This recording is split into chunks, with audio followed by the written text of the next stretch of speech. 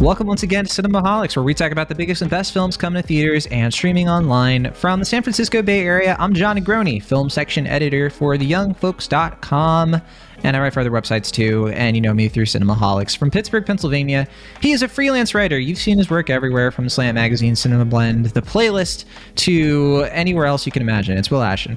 Hello, anywhere you can imagine. Yeah, I think so. Your bylines are that expansive. I don't think they're that expansive, but New I York appreciate Times, the Washington Post. Sure. I just don't want people to get the wrong idea. I haven't traveled too many waters, I guess. I just wanted to make that perfectly clear. I'm John from the future. In the future, you have written for all those publications and more. Wow, so that's a big deal. To be here. Yeah, you can find more episodes of our show. Yeah. Oh no, go ahead. Get your. I was gonna say I'm a real JR. How do you pronounce his last name? Yeah. Moehringer. That's a reference to the Tender Bar, which we're talking about later in the show this week. You can find episodes of our show, more episodes, including our full archive, cinemaholics.com. You also get written reviews, video reviews, and bonus content as such. Definitely email us if you have something to say. Just say it to our faces, virtually. Cinemaholicspodcast@gmail.com. And if you'd like to support the show, a bunch of easy ways to do that.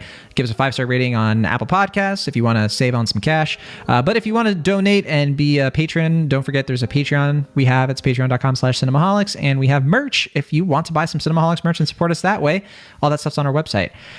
All that said, like I was saying, we're going to talk about the Tender Bar, but first we're going to talk about a new Scream movie. Can't believe it. It's finally here, coming out in January, and that's, a little bit worrying, at least to some people, I imagine, of like, this isn't coming out in October. It's not coming out in like the summer, but I'm hearing that the movie is doing well box office wise. So let's just get into it. Let's talk about Scream. Hello? It's happening. 3 attacks so far. Do you have a gun? I'm Sidney Prescott. Of course I have a gun. Something about this one just feels different.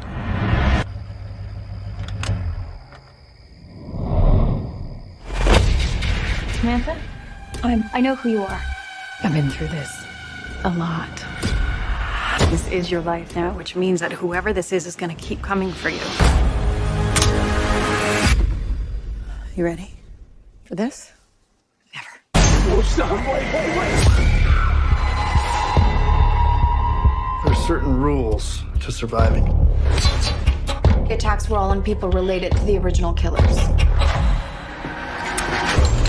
Whatever his link is to our past, it's pulled us all back here. And I won't sleep until he's in the ground. I guess the first thing we got to get out of the way, Will, is where we're at with Scream. You know, when you were going in, when you were walking into the theater, what was already your like built-in impression of the franchise? Because this franchise has been around since we were kids. And I know, each of us, we've seen all the movies at this point. I'll talk about my little experience, but what about you? Sure. Well, I think you mean 5 Cream, the official title. Oh, sure, yeah. Or Scrifine. As far as my relationship to the Scream franchise, I remember watching all the original movies leading up to the 4th film back when I was in high school in 2011, before the 4th film came out. I think at the time I thought my relationship to the films was pretty common to the general populace opinion on the films, which is that first film, great. Just a real magical balancing act of a film, that is, in terms of balancing the meta commentary with the horror conventions, and just making a really solid horror slasher film, but also one-upping itself and finding inventive ways to kind of challenge the genre and basically reinvent it for a new generation, a new millennium. And obviously a lot of important ways. I don't think we would have like Cabin in the Woods or Happy Death Day if it wasn't for Scream, among several other films that we have in the 21st century. Obviously love the first Scream. I like the second Scream. I don't think it's quite as good. It's a little bit jokier than the original film, but I still think it holds up pretty well. The third film, at the time, I was like, this is a real step down for the franchise. This is just like, it's missing that Kevin Williamson touch. He wasn't involved to write it. So I was like, it just wasn't the same. And the fourth movie at the time, I was like, yeah, it's okay, I guess. It wasn't really my thing. I know it has a lot of strong fans who are, always willing to jump up and defend it. And even at the time, I was like, I don't quite get that, but whatever. I rewatched the original 4 films leading up to this new one, and my opinion on the first 2 is more or less the same. I'm a little more favorable in the third film. I still don't really like it, but I can at least appreciate what it's going for, especially all the ways it sort of like stabs the eye of the Weinstein Company. I think it's a lot more apparent now rewatching it after the Weinstein allegations, especially. But I think it doesn't quite work, but I can appreciate what it's doing at least. That fourth film, I don't know. I still don't get it. Like, I rewatched it with an open mind. I think there's some stuff in it that is fun, like the opening of the film. And I think the hospital scene's kind of goofy and silly, but I just don't get the fourth one, just in the third one still. But the fourth film in particular, I don't get the love for that one, but whatever. What about you, John? Well, I want to say real fast. One interesting thing about the fourth one is that it kind of was already what this movie is, which it's already kind of a requel, right. It's making fun of. It's making fun of, because it does a lot of the things that the fifth movie is sort of like, this is what requels do now. It's just kind of fascinating that it did it before Jurassic World, before Force Awakens and Mad Max Fury Road, and or I guess Mad Max Fury Road, that's not a good example, but I mean, it's an example. But that's like when it really took off. Like 2015 was like the year that like the requel, the legacy sequel, the reboot cool, whatever you want to call it, blasted off. Well, I mean, that's the funny thing about the horror franchise, right? Is that like the original film is so reverent to the original Halloween, John Carpenter's Halloween. And then you watch Halloween, that movie, there's like so much reverence to the thing from another world. And like every horror movie, I feel like there is like that sort of like layer within layer within layer where they're kind of calling back to the forebearers of the franchise or the forebearers of the genre in general, and in ways that obviously paying homage, but just it's a very, I think, inherently self-referential franchise. And obviously Wes Craven, even before he did the Scream movies, he did New Nightmare, which is like kind of self-referential in its own way, and I think the sequels to Scream kind of lean into that more as well. So I don't know, I think it's a piece with what the horror franchise is, but I get what you mean. I think the horror genre, like kind of alluding to what you're saying, I think horror tends to be like a harbinger for progress and innovation within films in general for 2 big reasons. I think one of the reasons is because a lot of filmmakers, young filmmakers who sort of like want to make their stamp and they want to do something different with films in general that haven't been done before. A lot of them start with the horror genre because that's the second thing. Horror movies tend to be cheaper to make, but they make lots of money. And so you have way more room to like risk and try different things. So horror tends to be where you get like these riskier, audacious things. Like Happy Death Day is a very risky kind of movie. Scream was a very risky kind of movie. Scary Movie, like these sort of like, they paved the way for parodies. And I also think Scream 4 is a movie that paved the way for requels, the modern requel, the kind of idea where you can sort of bring a bunch of the old characters back, but start a new generation. And you can continue a franchise or milk a franchise, but do it without coming off as like a sequel that's going to be just sort of like, like this is getting tired or like a cash grab, or by doing a remake, which is like, who wants a remake? I think Scream 4 was already sort of like parroting that to an extent, and it's kind of a funny movie. I think all these movies are fascinating time capsules for recent film history. It's really cool to see. Like, right. Going back to the original thing, I watched the first Scream when I was in high school. But when I was in high school, it was before Scream 4 was coming out. Like there was no Scream 4. It was still a few years away.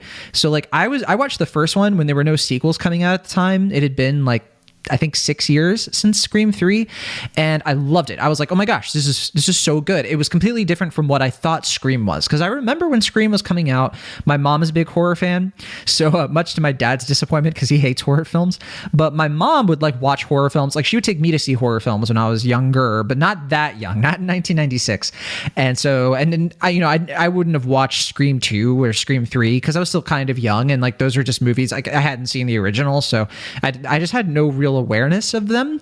So like I just feel like in my sort of like youthful timeline. Like I was just, it just never was like it was a timing thing, you know? Like if Scream 4 had come out when I was in high school, I absolutely probably would have watched it, but it came out years after I had seen Scream 1. I was in college. I remember like I was working at a movie theater. I remember when Scream 4 came out and it wasn't like super successful at our theater. I think in general, it wasn't a very successful film box office wise, but I do remember, you know, hearing that the Scream sequels were not that great. Like people were just kind of like, you know, they're okay, they're whatever. And I was like, well, why would I watch all those movies and then watch Scream 4? Because back then I would have had to like go to Blockbuster, you know what I mean? Like this was 2011. Like it was a little bit harder, trickier at the time. Like I didn't have enough money. Like I couldn't just rent these movies like on iTunes or anything like that. It was different. Can you go to your local library like I did, just rent them all? Because when the movie was coming out, I was not in like my hometown either, actually, now that I think about it. Actually, no, that's not true. I was in my hometown. It was like right before it was like a week or two when I was going to be going out and it was hitting like the first run. The theater I worked at was a second run theater. So by the time it hit that theater, yeah, it's just, you know, I just didn't have like, I was a busy college kid. I'm not going to go to the library. I'm not going to do any of that stuff. So that's fair. I skipped the movies. I watched them all for the first time last week or 2 weeks ago, I should say. Sure. I think 2 weeks ago. Time is a construct. Yeah, it is.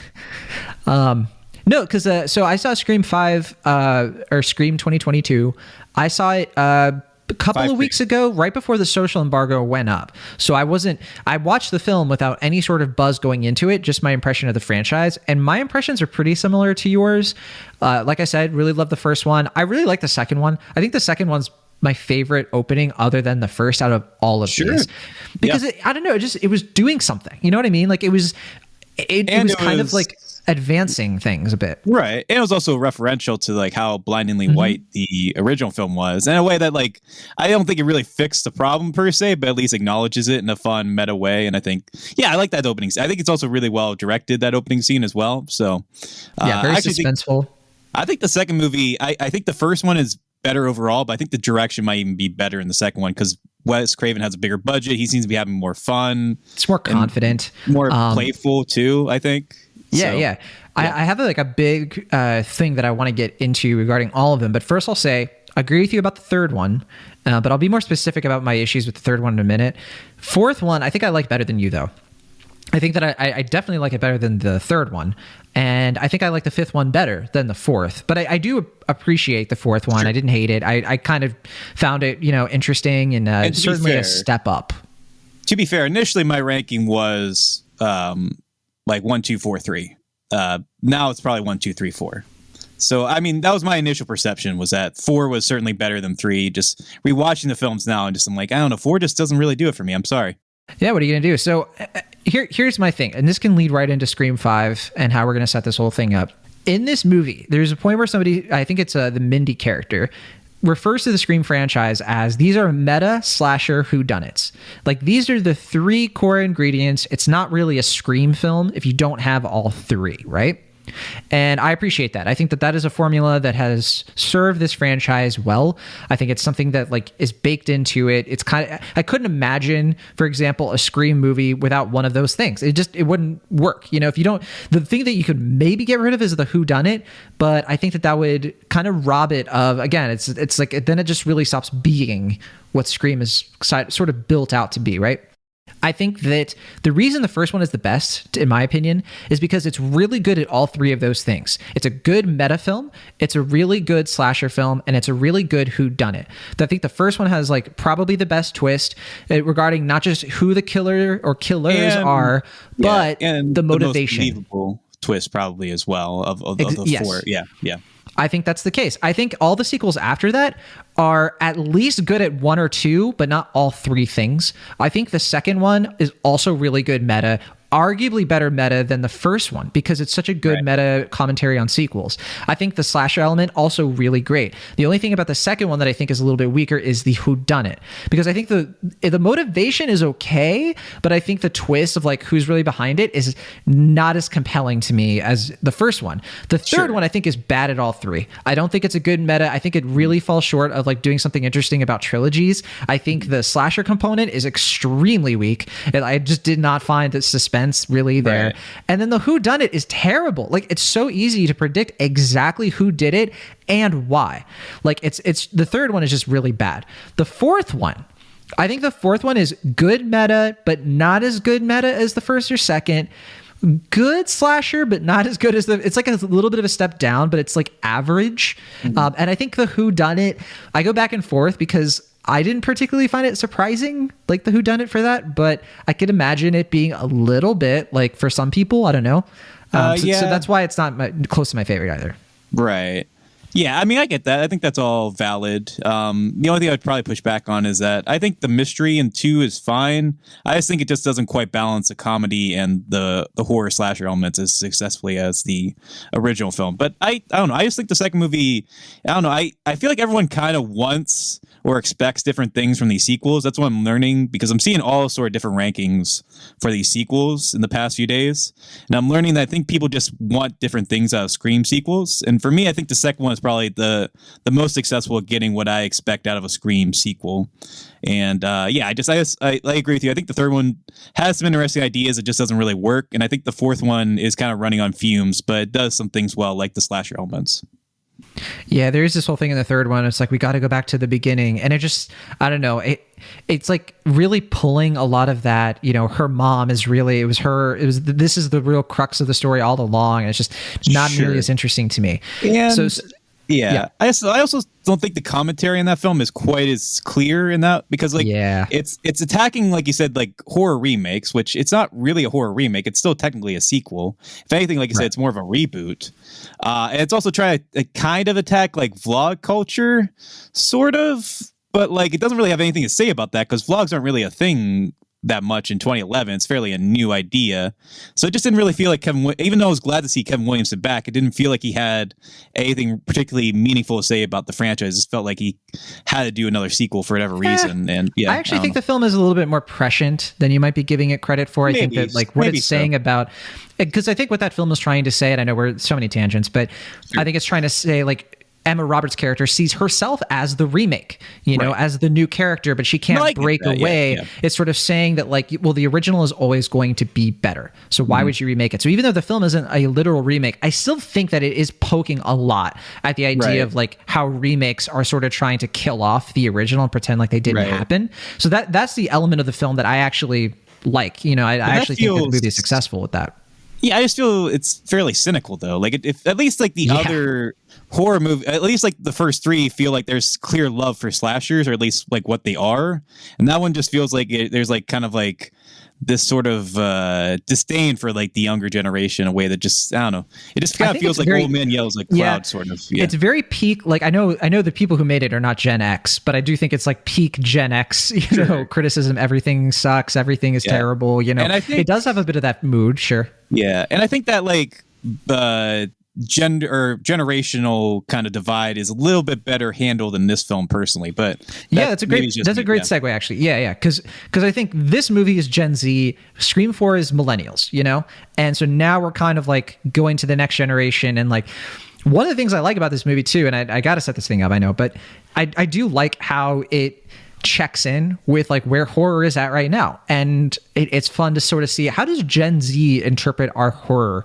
And I do think there is a little bit of like Gen Z really likes elevated horror, quote unquote elevated horror, but like art house horror stuff that we get with like Babadook, which they reference, Midsommar, Hereditary, It Follows.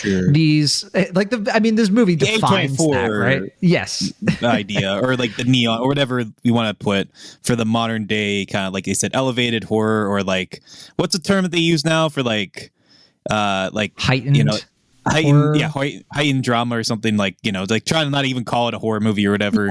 These days, like a horror movie, it can't just be a horror movie. It can't just be scary. It also has to have like these emotional allegories and metaphors behind them. It's like this one's about grief. This one's about going through a breakup. This one's really about It also like the idea that like when we bring back franchises like this, like in Halloween, or what was the other one that was most recent? I'm blanking on it, but it's like they can't just be its own thing. It has to kind of like pay its dues to the original trilogy or the original thing. But like at the same time, like they can't overtake the thing, because it's like we have to set up a new thing for a new generation, and they're not going to be around forever and all that jazz. And I think it's all expected. I don't think there's anything in this movie that's like terribly surprising, but I think that what it's trying to say balances that act a little bit better, in my opinion, than the fourth film.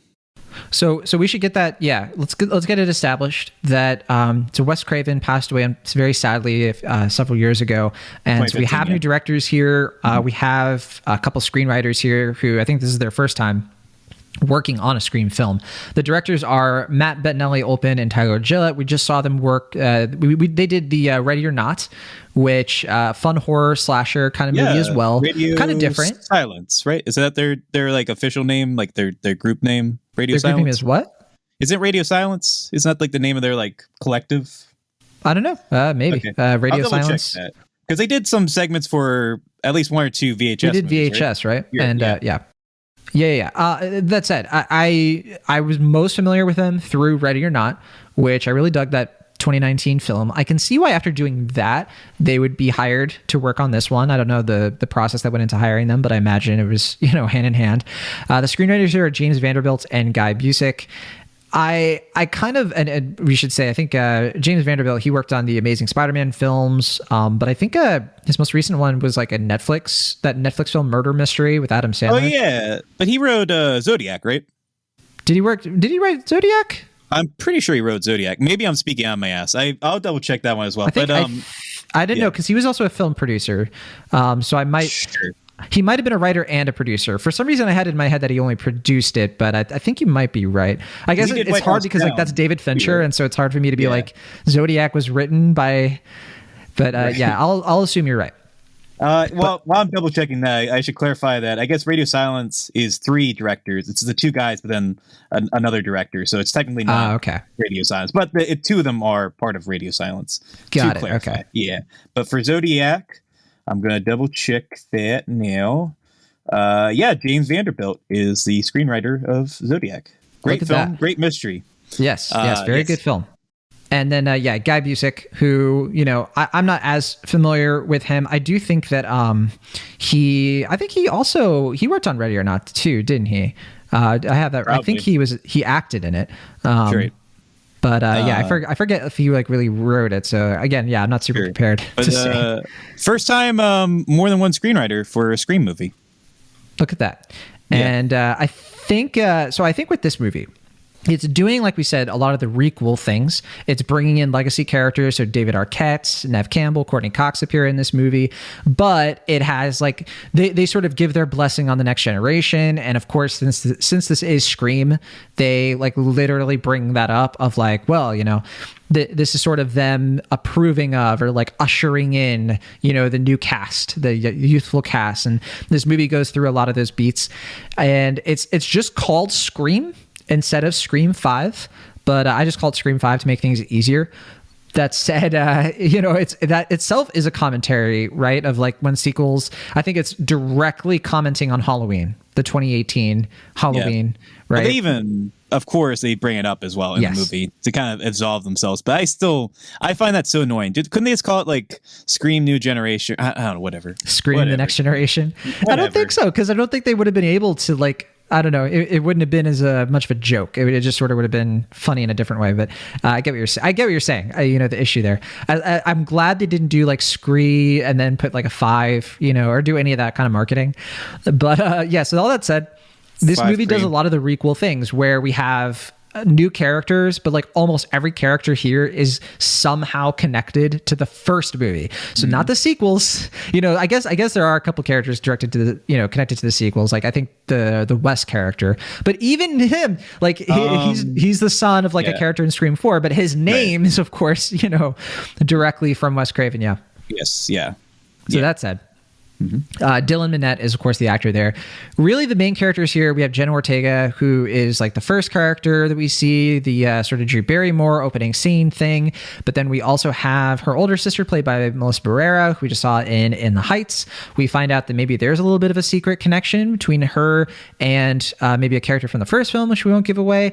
But then also we have as I mentioned Dylan Minnette, but then Jack Quaid is also in this movie. You might recognize him from The Boys. He's like the new love interest interest. We also have Mason Gooding and Jasmine Savoy Brown, Mikey Madison, and like all of these new characters who have their own connections in some way to like the original cast. It's a little bit over the top, honestly, but you know, what are you going to do? So that said, the movie kind of just follows the typical Scream formula. There's another Ghostface killing, and the characters know that they're in a requel. There have apparently been, if you watch the earlier Scream movies, the parallel franchise in these movies has been called Stab. At this point, there's like 8 Stab movies, and this movie kind of gets into how people want a new Stab film to be as good as the original and to be a legacy film. So there's direct commentary on fandoms and how they can be toxic and all that kind of good stuff. Watching this movie, I gotta say, Will, I thought it was not a great movie, but a pretty good Scream movie. I actually think that, you know, based on the criteria I mentioned earlier, I like it almost as much as the second one. I think I still prefer the second one more, but kind of using that formula I did before, I think that this is a really good meta, pretty good slasher, and good whodunit. I think the whodunit I like more for the motivation, which we won't give any of that stuff away, but I don't love the sort of like how they bring about the mystery of it. I don't think it's quite as strong as some of the other Scream films, particularly the first. But yeah, I think this is a really solid Scream movie, and I like it quite a bit more than the fourth and the third. But what about you? Yeah, I mean, I can't think of anybody I know who would say any of the sequels are better than the original Scream. That's like the one thing I think everyone can agree on, right? Like, is there anyone that thinks any of the Scream sequels are better than the original? I'm sure there are, but I've never seen. Yeah, I'm not aware. What life do you think they live? Like, what's their day to day like? Maybe they haven't seen it. Maybe they're just sort of like, they haven't seen it, but cultural osmosis dictates their impression of it, and they're just like, yeah, the sequels are better, and they're just talking. I don't know, whatever. But in any case, yeah, I mean, I think I'm pretty close to where you are. I don't think I'm quite as favorable as you are, but I agree that I think maybe because my expectations were fairly low. It's coming out, as you mentioned, in January. It's the 5th Scream film, and it's the first without either Wes Craven or Kevin Williamson. In this case, neither of them are involved, so far as I can tell. Obviously not Wes Craven, and I don't think Kevin Williamson is. I don't even know if he got credited as a producer. But yeah, I mean, I didn't quite know like what needed to be said, why this movie needed to exist. Did it feel like kind of a dirty cash grab? Because it's also the first Scream movie that's not from Dimension. Obviously, the Weinsteins are involved with this film, so it's a Paramount production. So I was kind of I thought it was weird because I was so used to seeing the Dimension logo in the beginning, and then that didn't happen. Yeah, so I mean, you know, that was an interesting addition as well. But yeah, going off what you said, I think there's a lot of stuff in here I really like. There's stuff in here I'm not as crazy about, but I think the good generally outweighs the bad, and I'm pretty appreciative of how it handles the commentary. Like I said before, I don't think what it's saying is terribly surprising, and I don't think that anything it does is quite as clever as it thinks it is, but at the same time, I think for what it's going for, especially like a late in the game Scream reboot, however many decades later, I think it's a pretty fun, enjoyable horror blockbuster. And you know, it's the one that tips my favor, because initially I was like, this is a 50-50 franchise. It's like, in my opinion, too good, too bad. And now I'm going to be like 3 at least pretty good, 2 not so good. So that for that I can be thankful for it. Yeah, I think I definitely went into this with pretty low-ish expectations because I just couldn't get over the timing of the release. Like, I could not believe that they were releasing this film in January, because if they had a lot of faith in the movie, I don't think that they would be releasing a horror sequel for a beloved franchise that, I think they've made less and less money over time, right? I believe that's the case. I just didn't buy that they would be, if they had a lot of like faith in the movie, that they'd be releasing it now. They would probably be releasing it maybe in a safer time, like, early to mid spring. That would tell me it's like, oh, maybe they think that it'll do okay. If it had been out in the summer, like my expectations would be different, and so on and so on and so on. Sure. All that to say, or October, just do it as a horror film. Yeah. I mean, but clearly they didn't. Right. I think the pandemic has something to do with it. Yeah. Sure. I mean, I think, to the film's credit, I don't think they like announced this late in the game. Like, I think from the onset they announced this was going to be a January release. So I don't think it was a sign or lack of confidence in the film. I think they were just like, hey, there's a window in January, as we mentioned off the air. Like, there's not a lot of stuff coming out in January, so they're probably just like, hey, let's put something in there. And sometimes stuff is successful in January, sure. Well, I mean, Paramount does. I mean, to their credit, they have had a lot of success opening horror movies in like the first or second weekend of January. Like they did like a Paranormal I can think of a few movie. examples. Then I think they did. They do Devil Inside, or is that another studio? I don't know if that was them, but maybe. I forget. There are a bunch of other horror movies that aren't really that great that came out. I think Escape Plan came out around that time, but that's Sony. Or Escape Room. Escape Room. But yeah, I mean, January, the first week or two of January has been a pretty, at least financially successful ground for horror movies. So I'm assuming. I think though. So here's the thing. I do think that that's valid, but like not for sequels, because like a lot of the stuff you're talking about has been stuff that's like.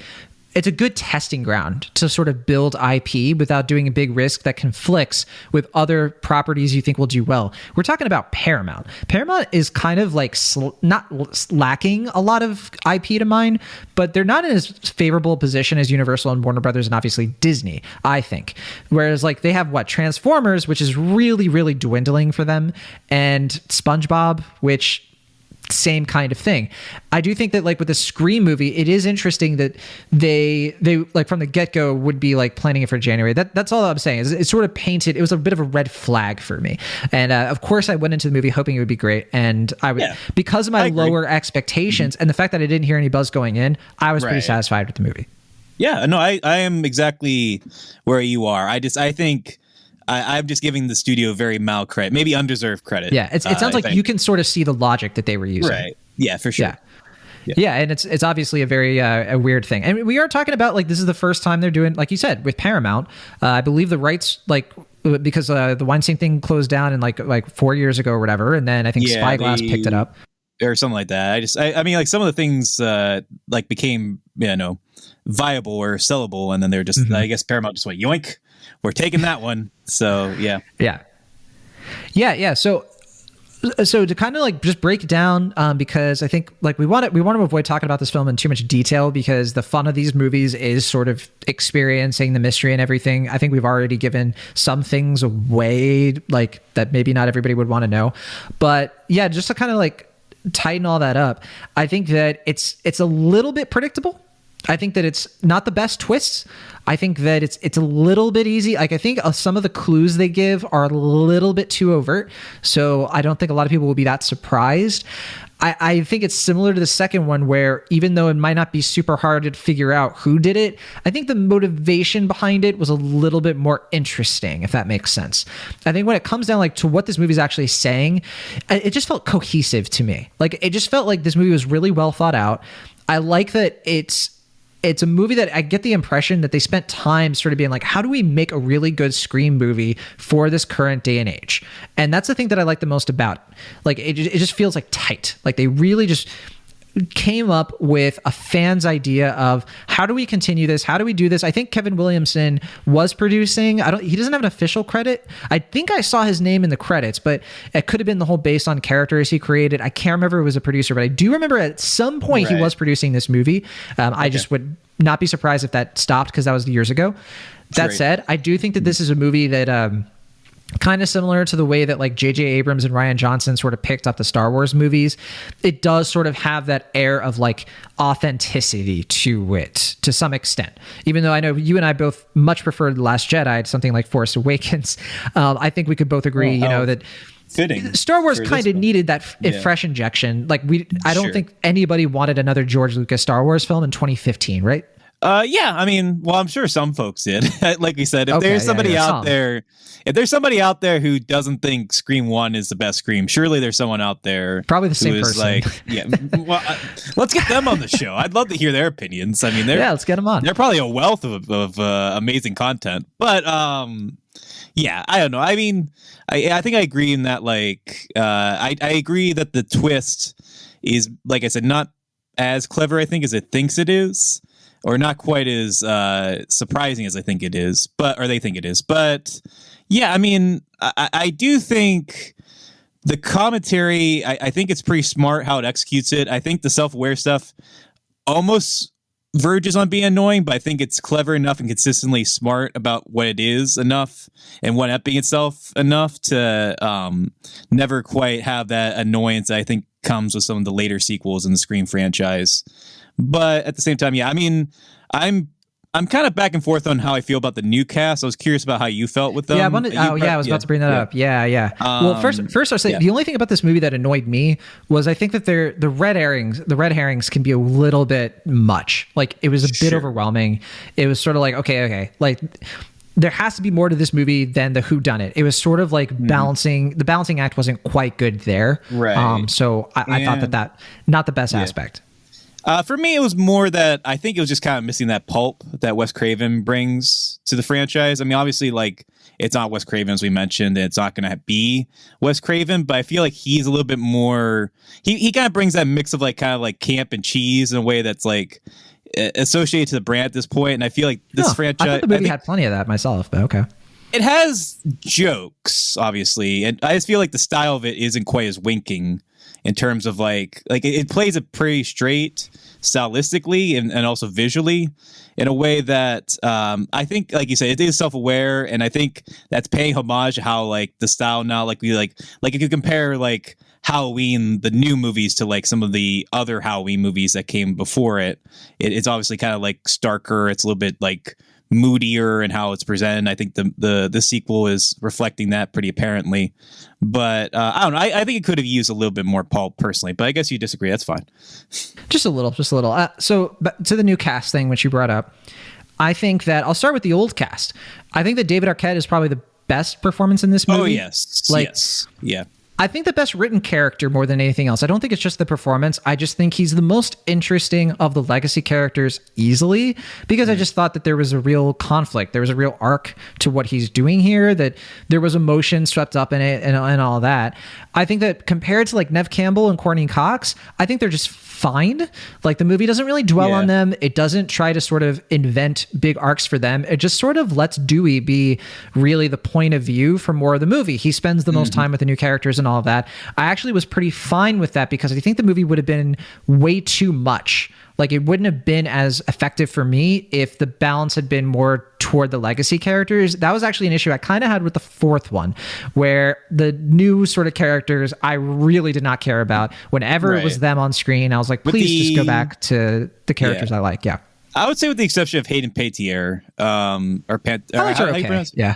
I thought she was actually pretty charming in the fourth film, but otherwise, I think everyone else is pretty forgettable and unnoteworthy. And sometimes in that film's case, some of those actors are not very good. I'm sorry, but like the AV Club characters in that, I was just like, oh my gosh, oh my, no. But with this one, you mentioned her already, Jenna Ortega. Jenna Ortega, love her. I think she's great. She's so good in every, like, from this, The Fallout, on Netflix. I have just never been disappointed by her performances. Yeah, and I mean, I'll dance around this because I guess it's technically a mild spoiler, but when the movie came out, or when I saw the ads for it, and I saw that it was reflecting back to the original, because like I think the original marketing, like, it's primarily just Drew Barrymore in that film, and then like the big twist is like, oh, like, we killed Drew Barrymore, we killed our biggest star in the first act. And obviously Jenny Ortega isn't the biggest star, but I was kind of like, it would be clever if, like, instead of, like, killing her off, like, they kind of kept her around. And I thought that was, something that they did handle pretty well here. So I was happy about that. And I think that those are some of the ways that it's smart about how it handles, or kind of like one-ups expectations. But yeah, I mean, as far as the rest of the cast, I thought Jack Quaid was pretty good. He's who else cool. is I liked so I'll start with the ones I liked. Sure. I liked Melissa Barrera in this. I think I'm not crazy about her. I know it's a bit of a contention. Some people really dug it, some people didn't. I didn't love it, but I actually thought that she was one of my favorite things about, I think, the new cast, honestly. Okay. I thought she was very good in The Heights. And I thought in this movie, it looked like she was about to fall asleep in a lot of scenes. That's I have a totally different impression. I actually think I like her better in this than I did in The Heights. She was probably one of my least favorite characters in The Heights, honestly, looking back on it. I don't know I didn't really feel that way when I first saw it, but yeah, she's not a character I've really, like, I don't know, held up as much. I'm just talking about the performance. I mean, the character is another thing, but yeah, I get what you mean. Performance wise, sure. I think Dylan Minnette, I think, is kind of overcasted here. Like, this character I just thought was very nothing. They don't really do much with him at all that I thought was interesting. Yeah, I mean, I think that was intentional, but I get what you mean.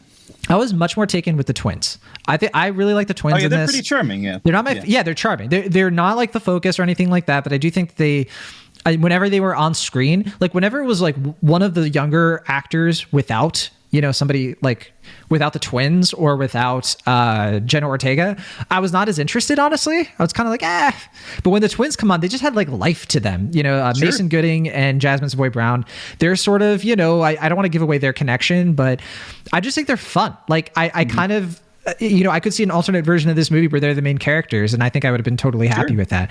Not the case with Mikey Madison. I was like, oh my gosh. I think we saw her in like Once Upon a Time in Hollywood. I was gonna say something but that would be a spoiler, so I can't say that. There was also Sonia Ben Amar as she was another. Yeah. I know some of the characters weren't as strong. I'll just say Jenna Ortega, the twins, they were my favorites, along with Melissa Barrera, and I like Jack. I wouldn't agree. Yeah, I mean, I think we mostly agree. Just one key disagreement, but I will say, I mean, I will appreciate that this film. It's pretty diverse in the cast without really calling attention to that. In a film that's always calling attention to itself, true. I thought that was pretty neat. So yeah. I don't have too much to add without giving stuff away or anything like that. So I think I got everything off my chest. I like this movie. Okay. Yeah, it's pretty good. I mean, one thing I will say that I was going to bring up before is that I think the other Scream movies are not so much, even though they are self-referential, they're kind of more commenting on the genre themselves and where it is in the cultural landscape. And I feel like this movie has a tendency of more being like talking directly about itself more than like where horror is at the moment. The one exception would be obviously at the beginning of the film with Jenna Ortega.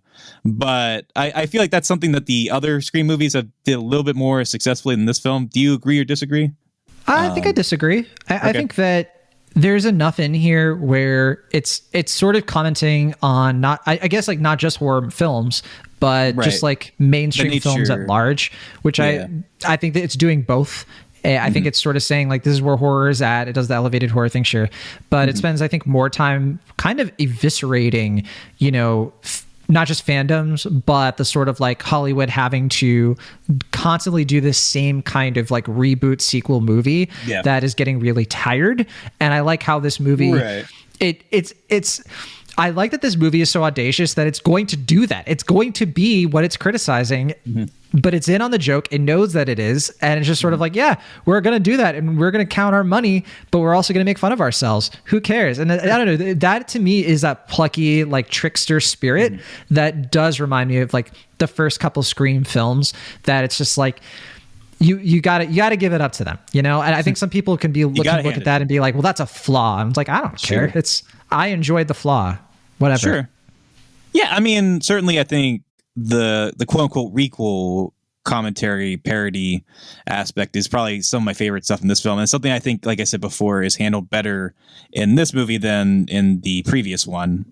But yeah, I mean, I don't think it takes as many risks as I was hoping it would. Not that I was expecting to take a ton, but I was kind of hoping it would subvert at least a few of my expectations. And for the most part, as we mentioned, I think it kind of played into what I expected going into this film, which maybe me overthinking it more than anything. But at the same time, I don't know. I guess I wanted them to take a few more risks, take a little bit more daring. But I get that, there's probably going to be a new trilogy that comes from this new film. Like I'm assuming that's what they're establishing here, primarily with the. I don't want another Scream film for a decade.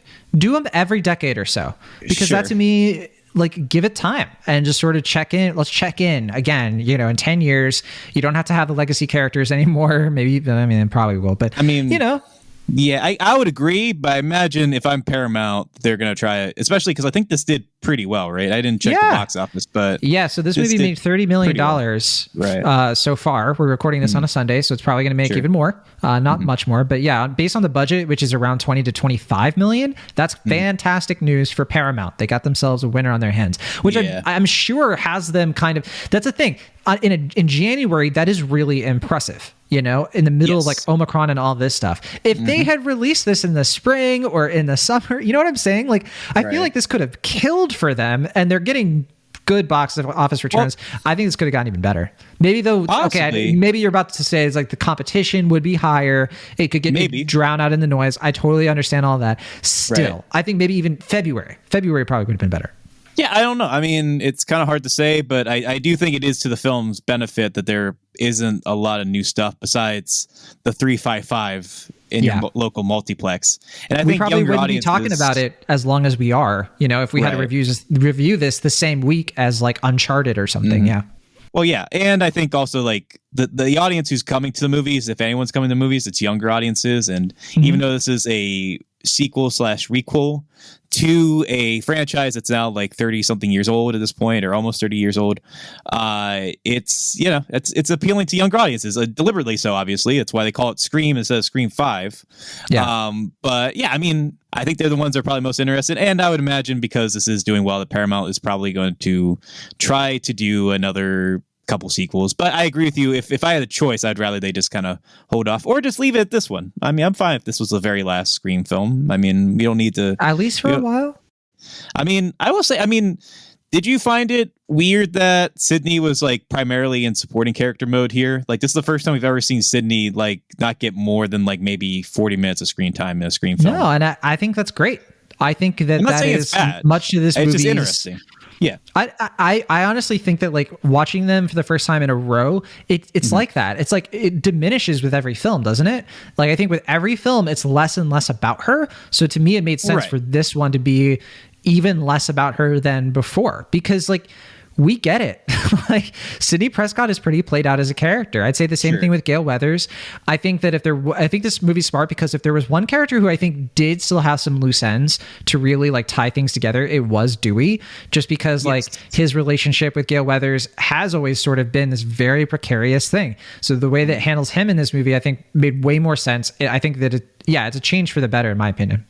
No, I agree. And I mean, going off of what you said before, I mean, I think this is basically David Arquette's film. And I mean, given everything that he's been through in life and his career, I think it's a well-deserved, I don't know what the expression would be, showcase or whatever. But I mean, sorry to, I also was going to say this too, kind of jumping off what you're saying about the January release. Now that I think about it too, there isn't much to watch in theaters if you are, like you're saying, like if you're like a teenager, young adult, like what else is there actually? Yeah, I mean, that's it.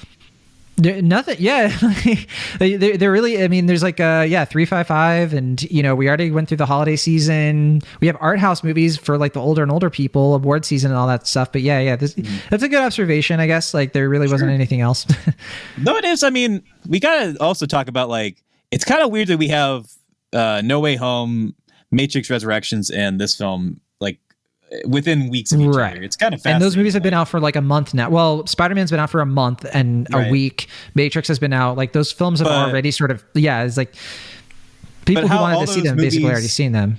But like all three of those movies are like kind of calling back to the 90s and 2000s. Yeah, and like true. Commenting on like, well, like openly in a meta sort of way, being like, well, what do we do? Well, like, all the blockbuster films are doing that, aren't they? Space Jam, New Legacy. Yeah. I mean, it doesn't. It's these three films. It was this. The blockbusters in the wave before that. Yeah, Halloween Kills was right before. Yeah, it's like every season. It's like we have a few of these kinds of movies now. It's prevalent. Yeah, it's a weird thing. It's just we're in a weird time in general, but especially for movies, especially for IP movies. Even the Tom and Jerry movie, and then Godzilla versus Kong. It's like sorta. That again. You know what I mean? Yeah. Sure. I mean, but other than that, I don't really have much else. Other than I thought the kills were pretty good in this as well. I guess they could have used a little bit more variety. It's kind of like, I don't think the kills really change much, but that's fine.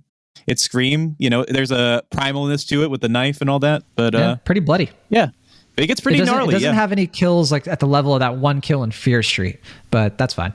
I have no idea what you're referring to, but I know you don't. But anybody who's listening who's seen Fear Street, I just don't want to give it away. Sure. Yeah, it doesn't have anything that good, but Sure, I'll take your word for it. Let's play the Rotten Tomatoes game for Scream 5, Scream 2022. All right, well, 191 reviews have been counted for this movie. So the day we're recording this, and one of those reviews is mine. You get a little bit of a hint. I like the movie. So what do you think the Rotten Tomato score is right now? I'm imagining it's a tomato. I don't think it's certified fresh. But I imagine most critics are probably positive on it. I've heard a mixed response from audiences, but I think the critics are probably going to be no Scream movie, as far as I know, has gotten past like 80%. So I'm going to guess 74%. Not bad. 75%. You're only one percentage point off. Very well done. And yeah, you hit the nail on the head. It's not quite certified fresh. And yeah, it has some of its naysayers, but yeah, still most critics are pretty positive on it.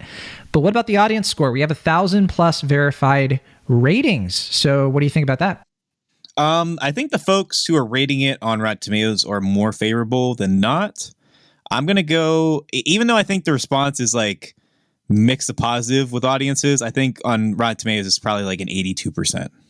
How much? 80 what? Sorry, 82%. 82%. Also pretty close. 85%. You're only 3 off for that one. Good job. Because you were checking, so I was like, I guess I got the 80% right. I could yeah, I got the 8. I was like, did you say 82? No. I didn't hear that super well on that. But yeah, 85%. 82%. Yeah. You're on a roll so far, but well, what about the cinema score? So you know you're in the right zone, but can you guess the cinema score? I'm gonna say B+. Ah, spot on. I had a feeling you'd get that one perfect. And we'll finish with the Letterboxd rating. Boy. What do you think the average rating is on Letterboxd? We have 43,000 people have logged it. 3.4. 3.7. So okay. You know, you're in the right. Yeah, you're close enough. Close enough. Sure. All right, that is Scream 2022. It's now playing in theaters, and it's not very long. It's just about 114 minutes, just under 2 hours. Maybe a little long, depending on how long you like your horror movies to be. I don't know, but I didn't feel it was long. I wasn't feeling end already. They're all around the same length, right? None of them exceed 2 hours. I think so, yeah. Scream 2 is the longest, and it's like 2 hours flat, I think. So that makes sense. Yeah, and I always feel like these movies, like, I feel after watching them, they don't seem long to me. Like, not that much stuff really happens. It's kind of interesting that they're as long as they are, because they're not like, I don't know, the pacing tends to be really good. So I forgot to mention, I think the pacing in the original films is a little bit better than this one, or than this one. I think the pacing in this one kind of goes back and forth, but it's not, I could it doesn't see that. It doesn't drag or anything, but I'm not confident in how I feel about that. Sure. All right. Then we have another film here. The Tender Bar. The bar that is tender. Tender. Yeah, if you're a Recess fan, guess what? This is the movie for you, maybe. I don't know. But yeah. Yeah, the Tender Bar. What does that have to do with the show Recess? Well, that's what they say in the show. Tender. That's the whole thing.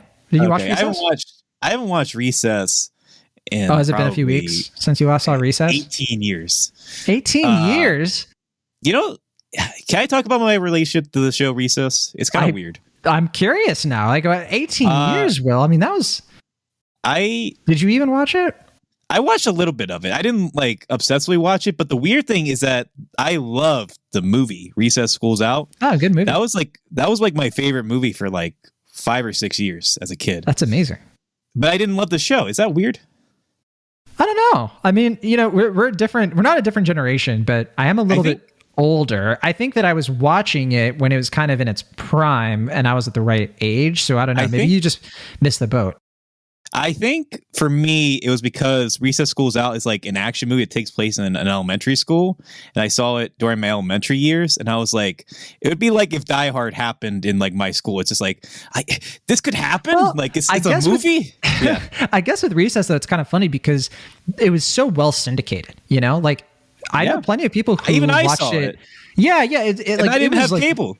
You know, well into the 2000s. Like, if you didn't even have to like be around like an elementary school when it was coming out, like I was. Right. I feel like lots of people. But anyway, I obsessively watched it when I was a kid because it was a Saturday morning cartoon, man.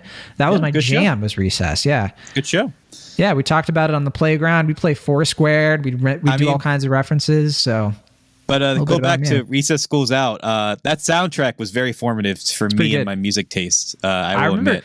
Yeah. Schools was it? They did the one "Dance in the Street." First time I ever heard that song was through the movie. All this that soundtrack is a banger. Like there is. I might be misspeaking because it's been a while since I've heard it, but like every song in that soundtrack slaps. Like it's a good soundtrack. I hope it's apparent our low opinion of the Tender Bar by how much we've gone on about Recess Schools Out instead of talking about this new film directed by George Clooney called The Tender Bar, based on J.R. Moehringer's 2005 memoir. I don't know if I'm pronouncing his name right again, but so The Tender Bar, the novel, which you've read, which is great. We'll be able to pick your brain about that. I have the novel. I have the memoir. The memoir. Yeah, I have it on my desk. I haven't read much of it yet, just a little bit, but it's about J.R. Moehringer, who's this young guy, grew up, obviously would be, go on to become a writer, but he grew up in the 1970s, 1980s. That's when the story of this movie takes place, of course. His life kind of grew up in Long Island, New York, right? And the film itself stars Ben Affleck, really is sort of like the main player here. He's kind of like the beefed up supporting actor who's basically the lead. But we mainly follow the perspective of JR's, as the character himself, portrayed by two people, Daniel Ranieri as a young boy and Tye Sheridan as a young man. And the film also stars Lily Rabe and Christopher Lloyd, and it's a coming of age kind of story. It's sort of about like what this kid went through, how his father was like a real, son of a what, and just the trials and tribulations, how he would go on to become a writer. It's an Amazon Studios film, big awards contender. It's a big showcase for Ben Affleck, kind of just being like, I'm here, I'm making movies, and then they're, I'm still doing stuff. Very different from his last Duel performance, to be sure. This is a pretty serious movie from George Clooney, of a piece with a couple others from him. Sure. But I think if I could just get this out of the way, this is a very weird movie because essentially it's a movie about how this kid is supposed to be this amazing writer and everybody is moving heaven and hell and earth to make his writing career work. Do we ever get a sense of like his writing ever? A little bit. Yeah, it's weird. And that's, I'll talk about this more in a little bit. Memoirs are really hard to adapt into features, I've noticed in the past, because I love memoirs. What's a good example though of one? Like, what's one that's really good? Like, not the memoir itself, but the movie. A good example of a good memoir. A good example of a good memoir that got turned into a movie. A good example of a movie based on a memoir that's actually pretty good. I have to think about that. I'm trying to think what memoirs have been made into movies, because there aren't that many, surprisingly. Because I just did a quick Google search and like I don't like any of these movies. Some of them aren't memoirs or based on memoirs, really. So I'm seeing an Education. That was a good film. I didn't know that was based on a memoir, but that actually makes sense if that's true. And it was adapted by a novelist, Nick Hornsby. Yeah, and I would say An Education is a terrific film. That's a good film. Catch Me If You Can. That's based on a memoir, isn't it? What's it? Catch Me If You Can? I think so. Walk the Line. Yeah. I guess I think that's like more of a biopic. That one's a bit more, I don't know. Girl Interrupted. I think that's a memoir, isn't it? Yeah, that's a memoir, yeah. Yeah. So there's some. I've heard Prozac Nation's pretty good. Actually, I've read the book. I never saw the movie for it, but I've heard that's pretty good. So maybe that one. Okay. Yeah, we could find a few good ones, but to your point, sometimes it doesn't work out. Yeah, I don't know, but like, keep going with your analysis of the film. My analysis. I guess we have kind of set it up enough. I did think it was kind of a blank page or like a blank spot with this movie where I don't know. If you're going to make a movie about a writer, it's hard to make becoming a writer visually or cinematically interesting, right? It's like, what are you going to do? You're going to show the person sort of like writing or typing at a typewriter. I think that like movies that have done it successfully, I don't know. I can't really think of one on the top of my head, I guess. But you know what? Maybe I can. This isn't like based on a memoir, but I liked that movie, The Man Who Invented Christmas. If there was one thing about that movie, that Charles Dickens movie, which is about how he wrote A Christmas Carol, even though that movie's very like treacly, I do actually appreciate how it portrays the writing process and does it in a very clever, unique way. Not saying that this movie should have done what that movie did. I just think that's an example of showing Charles Dickens' process of writing A Christmas Carol is very boring. Like if you had to do it the most literal way, it's kind of a boring thing. But when you do it the way that film did, you find like you stretch beyond your limitations. I think this movie plays it super safe with that. It's just sort of is like, here's a scene where he's trying to be a writer. Here's a scene where he's facing some kind of obstacle. Here's a scene that they spend a lot of time sort of like with the romance that he delves into. And I don't know, I just thought none of it really came together for me. I think sometimes this movie is about young romance. Sometimes it's about the mentors in your life. Sometimes it's not. I mean, I don't know. This movie was all over the place, but what did you think? Yeah, I was going to say, I thought of a good example of a good memoir that got turned into a film and a good film that is about the writing process. Oh, okay. And that is Can You Ever Forgive Me? Yes, Which is very good example. Yeah, because that's a film where it's like, if you take that premise, it's not very cinematic. It's not very visually interesting, but the way that they approach it, especially with the performances, I think that one works really well. And that's a good example of like a film that shouldn't be cinematic, but becomes cinematic. But yeah, I mean, for this one, and I should be clear, I have read a decent chunk of the book, but I haven't read the whole thing, just for transparency here. But I will say that one thing I noticed while reading the book and watching the film is that the book is a lot thornier, or there's more to dive into with these characters. There's more that's addressed, obviously, because it's longer, it's a book, that I think ultimately is just sanded off in the interest of being more conventional with this film. I think the interest was to make the character seem more relatable, or that his coming of age story could be something that like any Joe Schmo could like relate to, when I think that is the exact wrong approach for what this movie should be. I think it should be more idiosyncratic, because that's what makes the story interesting. But more than anything, I think what makes the story interesting is how the writer writes it. And like you said, like when you actually are reading the book and you're seeing how well it's written, it's like, okay, you can understand why these characters are so passionate about making him get out of these like difficult circumstances and become, you know, a fairly high profile best-selling author.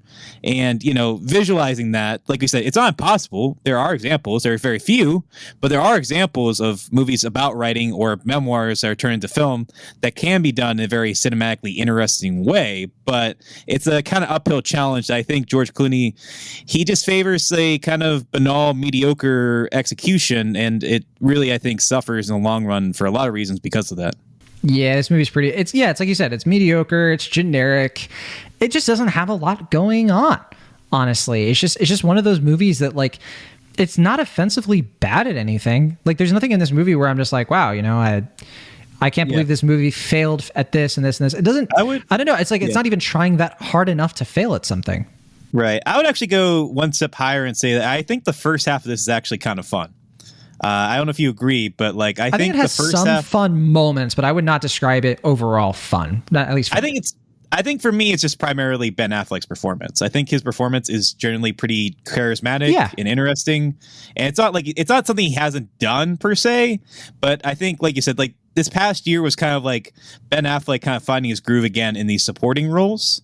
And, you know, Last Duel really let him like ham it up. He also wrote the script for that, or co-wrote the script. Yeah. And that was like, you know, that kind of allowed him to do a very against type role. Same with Matt Damon, who also wrote the script. Yes, I definitely agree. Yeah, as a supporting actor, I think Ben Affleck, he just nails it. He knows how to be a good supporting actor. I think that even with his presence and his built-in charisma, which I agree is good, I just don't think it's enough. Like for me, I think that the whole movie is just so drab. Like there's just something very like, it's like you said, I just think that JR is just not a very interesting character. It's like they're trying to please everybody. At least in here. Yeah. Where is the personality? I mean, where is this sort of like, there's no point in this movie where I'm surprised by anything happening with him. I just think he's a very reactionary, very reactive sort of character. I've seen this kind of movie so many times with this kind of character. Yeah, it's just, what does this film bring to the table besides like, if you already know who J.R. Moehringer is and you were just curious about a movie about his life? How many people are like that? I don't know.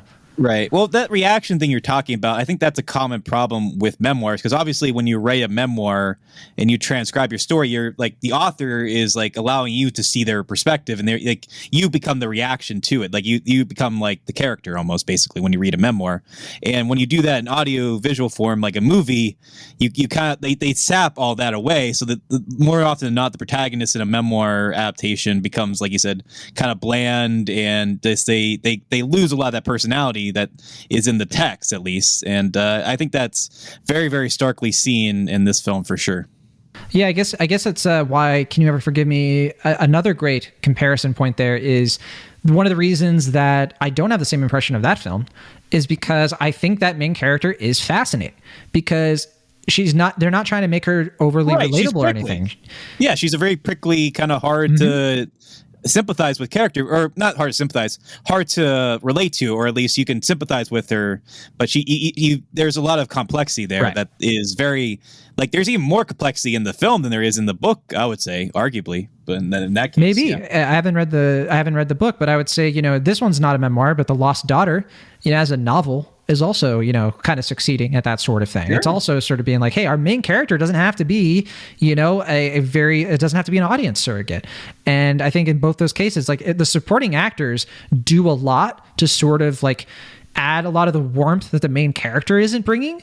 And so I think that's why the films like that could be a little bit more successful than this. This one, it's just like, even the ending, I'm not going to say anything specific, but the ending is supposed to finish on this note of like, feel good, this moment of like, yes, but I was like, this isn't really earned. Is this really what the character wanted all along? I guess, like, in a very superficial way, but I just don't think that the symbolism or the subtext of this movie really clicked with any of that stuff. And it just sort of ended. I was like, oh, is this how the memoir ends? I guess you don't know because you said you didn't finish it, but I'm like, right. Okay.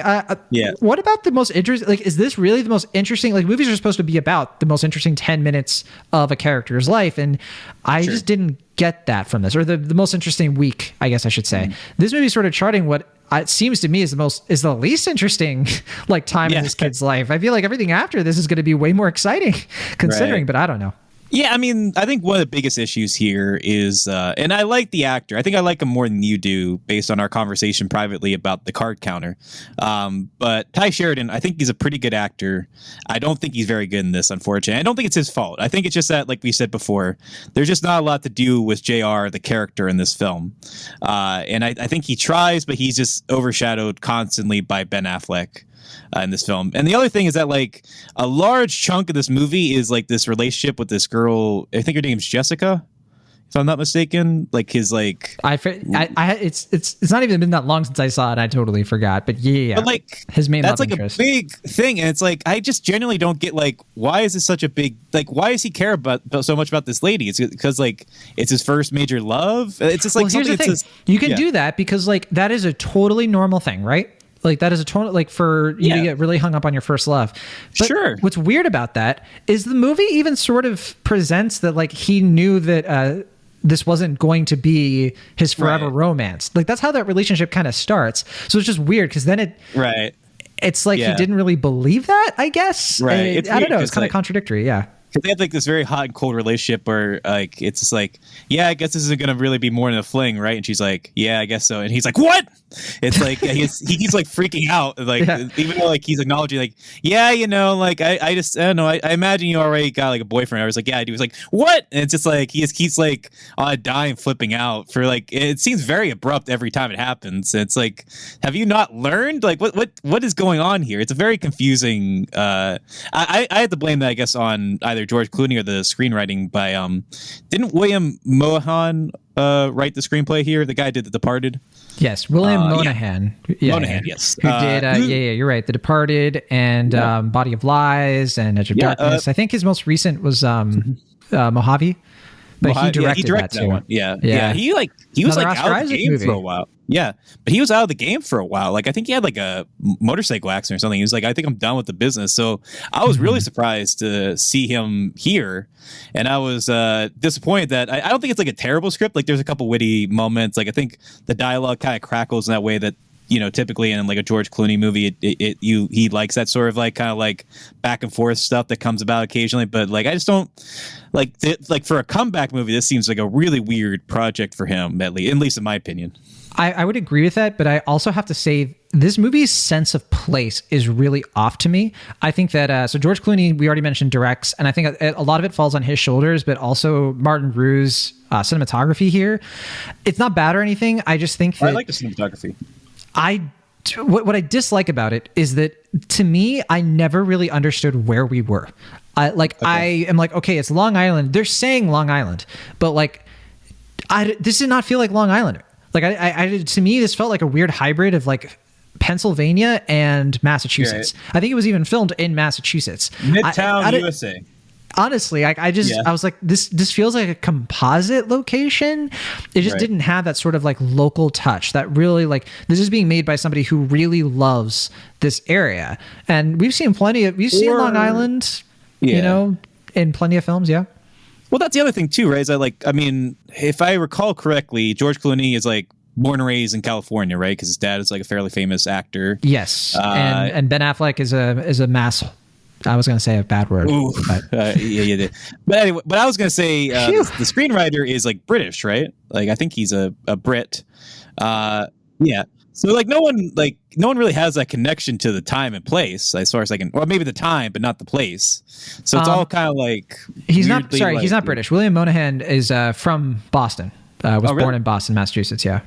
Yeah. So, but this is that's even more confusing then, because it's like this isn't Boston, but it's like close to it. So they filmed it in Boston. They filmed it near Boston in Lowell, not far from where I grew up, where I was born, really. Right. And it's, I don't know. Like when I was watching this movie, I was just like, this. I don't know. It's like I just don't buy the location. I don't know. I think that's an important thing if you're going to do a period piece about somebody's life and all those personal touches. You really need that. Like I don't know. Maybe that could have been the energy this film needed to sort of like punch above its weight and not be so instantly forgettable. At least for me. Yeah. But yeah, I mean, I think that kind of goes back to what I was saying before. I think what makes a story interesting, or at least worthwhile, is that sense from the writer that's like his story. It's that personal touch, that sincerity, that like urgency that he brings to it as a writer that makes it like, okay, like that's why I'm engaged with this on a personal level. And everyone else is just kind of doing like this weird reflexive, like traditional coming of age template. And it just seems like they're just not, it just doesn't work for this story. It's not like if the story was interesting enough where that wasn't a problem, I think that'd be one thing, but you really gotta like earn the right, like I said in my review, to tell the story. And I just don't think the filmmakers are really that interested in earning that right. So therefore the movie doesn't really warrant or hold your attention for more than diverting moments. Agreed. I noticed there were a bunch of places too where like they were trying to use the needle drops to sort of as like band-aids almost, to be like, oh, don't forget that this is what's going on in this scene, like really holding your hand with certain things. It's a bit over a bit excessive, I thought. Yeah, good songs. Yeah. But right. It's like, oh, okay, you're going to do that thing. I do agree. I think what we definitely agree is that Ben Affleck is certainly far, far, far from anything in this movie that doesn't work. I think that he has like the only dialogue I found memorable at all is from him. I think the conversation he has about you're not good at sports, kid, like stuff like that. I was just like, that's fun. Right. I would have loved. Sorry, I would have loved if he had just been like, he may have been your father, but he wasn't your daddy. Like if he had done that, that'd been great. Yeah, I mean, like going back and I guess to clarify, I mean, I do think his connection to Massachusetts here, I think that's probably where this movie gets most of its heart, if it has any heart, like having that kind of like, he's not back home per se, but he's like kind of close to it by Hollywood perspective. So, I mean, I could see why he was interested in doing this, and certainly like the trajectory of his career is like, I think he's kind of finding like a comfortable groove right now, and I'm really happy for him in that respect. But yeah, I mean, it just seems like he's the only one that's really kind of pushing us forward in any entertaining or meaningful way, and everyone else just seems to be kind of just like doing their own thing. And I don't hate George Clooney, a director, as much as some people do, but I do think he's kind of been on this like track of making just consistently pretty mediocre movies for now, I guess, like a decade. Because I mean, I liked Ides of March, didn't like The Monuments Men, didn't like Suburbicon, didn't really care for The Midnight Sky, and then this one, like I was hoping it would be a little bit better, but it seems to be falling in track with those just kind of like visually competent but just narratively unsatisfying films from. I just don't quite get what he wants out of directing at this point, though. I think you watched Catch-22, which I didn't see. Maybe that was a little bit better. Yeah, I'd say that's one of the better things he's made. So I do have to fact check you on something. I was waiting, sorry. But when you said that about George Clooney growing up in California, I was a little bit skeptical. I wasn't sure if that was the case. Please correct me. Yeah, please. He's from Kentucky. So I looked it up. Nick Clooney, not a Hollywood guy. He was but close. He was a journalist, also a television host, like for game shows and stuff like that. And he also is like from Kentucky. To your credit, though, like I'd say George Clooney, he's lived in California for like decades and decades, so I mean, to tie that to George Clooney though, like his first two films, like clearly like that's reverent to his father.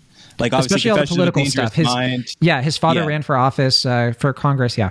Yeah, well, that's I mean, that's for Ides of March, I think. So the three films of his, I think, are good, or at least that I like, sent to have like something from his childhood or something for his father that feels meaningful. And this is a movie trying to be about like relatable to like one's father and one thing. It just feels like George Clooney, outside of maybe a couple mild things, just doesn't have anything that he can really grab onto here from his own personal life. And I think that's probably one of the key reasons why this movie just doesn't really work.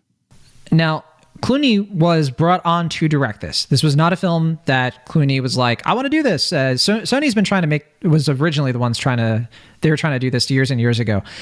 That said, here's the director who I think could have absolutely done an incredible job at this movie. I don't know if you'll agree.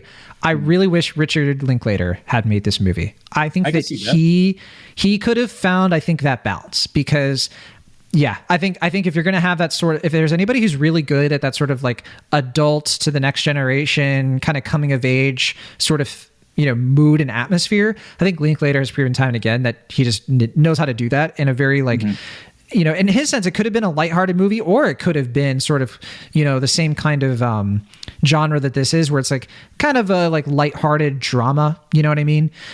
But I think Linklater is pretty good at just finding that balance, bringing something that can have that sort of emotion, that really makes you feel something, a sense of like America, you know what I mean? I didn't get that from the Tender Bar, so I'm not a fan. I mean, I would agree with that. I was trying to think of another example, but I mean, I would just probably say, I don't know, who directed Can You Ever Forgive Me? What's her name? Marielle Heller. Probably her. I mean, that'd be my pick, I guess. I mean, she did a pretty good job with the Mr. Rogers movies, so I would say like give her better projects than this, honestly. Yeah, I mean, well, that's another. I mean, that was a memoir, but that was an autobiographical article. So I mean, she seems to be pretty good at these autobiographical things. So Diary of a Teenage Girl. She also exactly. I think that movie would have failed under most directors, but I think she's also extremely talented in that regard. Yeah. Sure, but I got a couple other memoirs turned to films that I think are pretty good films. All right, let's hear them. This will be way more interesting than talking more about this movie. Sure, October Sky. I think that's quite a good film. Yes, I like that film. Jake Gyllenhaal, right? Yeah, 127 Hours. Good film. Yeah, I guess that is technically, huh? Yeah, okay. Wild. Wild, I think closer. I think is easier to compare because that's more of like a life. You know what I mean? Right, and yeah, I mean for sure. And The Diving Bell and the Butterfly. Wait, what is it called? The Diving Bell and the Butterfly. Have you never seen that one? Movie? Oh, really? That was nominated for like Best Director and stuff. Really, really good. The title film. One more time. I can't hear you super. What? The Butterflies? The Diving Bell and the Butterfly. The Diving Bell and the Butterfly. No, I haven't heard of this one. Oh wow, it's from 2007. Great film, and a really, really great adaptation of a really hard to adapt memoir. So all right, 2007 was a lot of great films that year. So. And I got one more, Persepolis. Have you ever seen Persepolis? That's actually an interesting one because it's the author adapting her own memoir. I haven't seen that film, but I'm aware of it. Sure, that's also 2007, isn't it? Yeah, in that case, another example of it's not technically an autobiography, but Perks Being a Wallflower is another example of the author adapting their own book that has like clear draws from their life, and like that's not like his life was like super fascinating or anything, but I think that movie works. And I think that movie works. The only thing about that movie is like just some of the cast, like not the main characters, but some of the background characters. I just don't buy a lot of the extras. That's who I'm referring to, particularly in the high school. That's for listeners who don't know, Will Ashton was an extra in Perks Being a Wallflower, particularly in the high school. Yeah, but I mean, like there are obviously other examples of memoirs recently that didn't quite work. For instance, The Glass Castle. Let me see, what was another one that wasn't quite great. Eat, Pray, Love was another example, but that's like a decade ago now or whatever. Oh, that's funny. I actually reference Eat, Pray, Love in that video I'm working on. Oh, really? But the one I think I've heard a couple comparisons to this book and this film. With this one, I think it's only because of a recency bias, but Hillbilly Elegy is the one that I keep hearing compared to this film. I don't think their stories are that similar, but I can see why people, because they're fairly recent films from one another, are comparing the two. Yeah. But I think this one's maybe a little bit better than Hillbilly Elegy, but where you stand? Well, I never saw Hillbillyology, so I don't know. Oh yeah. Forgot about Why that. would I? Like, I don't have an interest, honestly. And apparently, that author J.D. Vance, I'm just not a fan of him in general. So, Sure. Why? I'm a bit closed-minded. I'm just not probably never going to get to that one, but Sure. And I imagine most people aren't going to get around to the Tender Bar. probably not. Now available on Amazon Prime, and we spent half an hour talking about it or whatever. So. I'm surprised, but Yeah. I guess that's a good. Yeah, let's just do the Rotten Tomatoes game because I got nothing else. Okay. Yeah. 155 reviews have been counted. That's way more than I was expecting. What do you think It's the on tomato Prime. meter? Yeah, it's true, but I didn't think critics were that interested. I mean, you know what? To be fair, it is an awards screener kind of thing, so I could see that. But what do you think the Rotten Tomato score is right now? Was my review in there? I think it is. Oh. Yeah, you reviewed it for theyoungfolks.com. Definitely check it out. Yeah. Is your review in there? I did not do a review, so it is not. This is tricky because I could see.